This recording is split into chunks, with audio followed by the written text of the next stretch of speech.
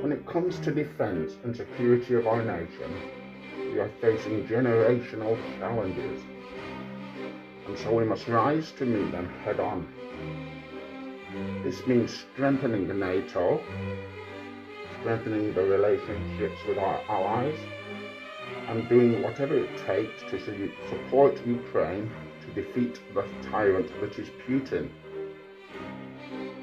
Now, even though I said just a few short weeks ago that the only possible outcome was comprehensive and total victory for Ukraine, things have changed significantly since then, and I won't bore you with the details. But now what we must do is use diplomacy to seek a totally peaceful outcome. And so in order to do this, the British government has once again stepped up to the plate, and we will now provide President Zelensky and the Ukraine with a further £2.2 billion worth of weaponry. And if that won't stop the bloodshed, I don't know what will. But the threats are changing, be it Russia, cyber attacks, or the rise of the far right. And so it is incumbent on every single one of us to pull together and do our bit.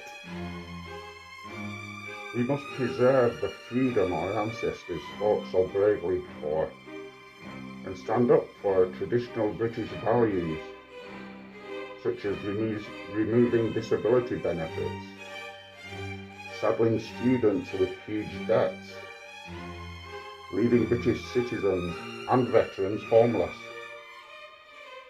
or leaving half the population living in food poverty, as well as covering up celebrity and grooming and sexual abuse. We must modernise our armed forces, and that will require recruiting people. Now, this government doesn't want to introduce conscription, and even though in the past I've called British patriots all far-right racists, who are responsible for the rise in Islamophobic and anti-Semitic attacks, it is now time for you to make amends and fight to protect those who you didn't want to come to Britain in the first place. Because multiculturalism, no doubts about it, makes us stronger.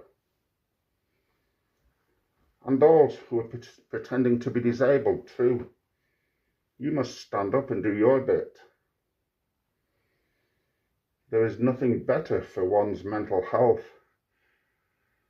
than being killed or wounded in a brainless foreign war,